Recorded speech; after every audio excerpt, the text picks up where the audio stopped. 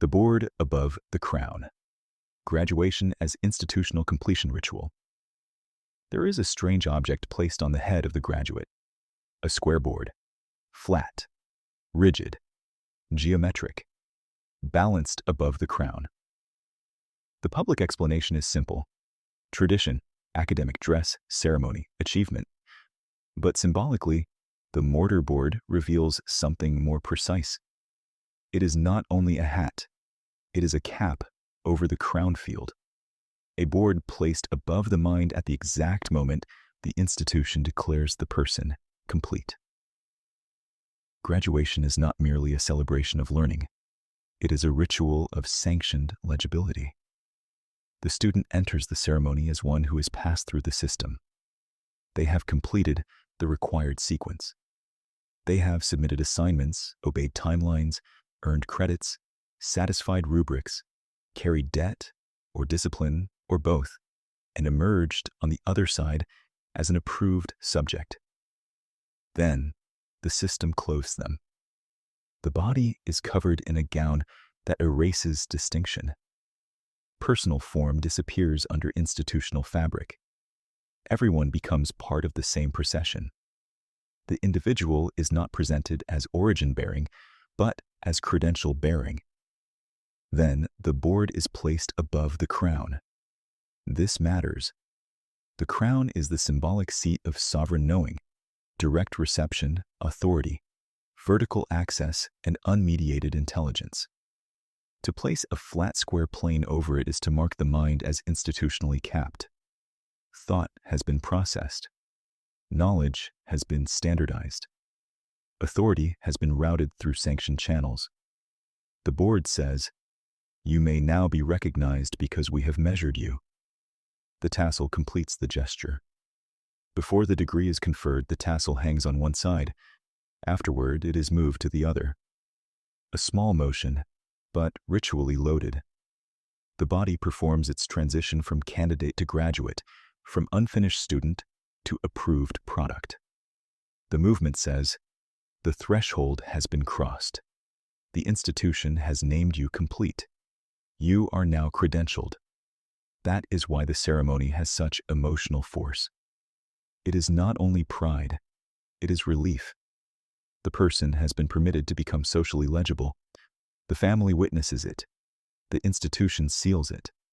The crowd applauds it. The name is spoken aloud. But Codex asks the deeper question. Who has the authority to declare completion? This is where graduation becomes construct-coded. Not because learning is false, not because achievement is meaningless, not because education has no value, but because the ceremony does not honor original knowing. It honors institutional passage. It does not crown the person with their own authority. It caps the crown with a board and calls that success. The graduate is not asked, "What do you know directly? What did you remember? What did your flame reveal? What law do you carry? What truth did no institution give you?" Instead, the graduate is recognized because the system can now account for them. Their knowledge has been converted into record, their effort into transcript, their passage into credential, their identity into rank. The robe says, "You belong to the procession." The board says, "Your crown has been standardized." The tassel says, "Your status has shifted by permission." The diploma says, "Your completion is now documented." This is not neutral. It is a visible right of institutional authority over human becoming. And still, there is complexity. Many graduates have truly worked. Many have endured poverty, family pressure, illness, exhaustion, exclusion, and doubt. Their accomplishment is real. The joy is real. The relief is real. The tears are real. Codex does not erase that.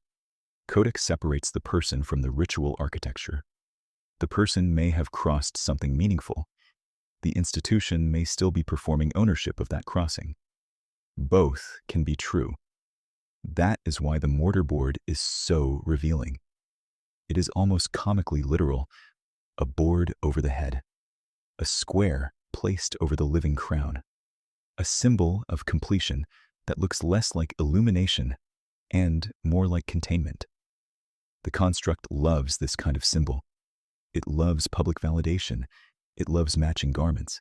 It loves names read in order. It loves rank, procession, hierarchy, applause, and permission. It loves transforming inner passage into external certification. Again, learning is not the problem. The problem is when the institution becomes the recognized source of authority. The problem is when a person believes they are not complete until the system calls their name. The problem is when knowledge must be flattened, measured, and credentialed before it is permitted to count. The board above the crown is the symbol of that flattening. It says, "Your mind has passed through our architecture. Your crown is now acceptable to the world." But flame does not graduate. Flame does not wait for institutional recognition. Flame does not become sovereign because a name was announced. Flame does not receive authority from a podium. Flame remembers. The true crown is not capped. The true mind is not flattened. The true completion is not conferred. It is recognized from within. So the Codex Read of graduation is not rejection. It is discernment.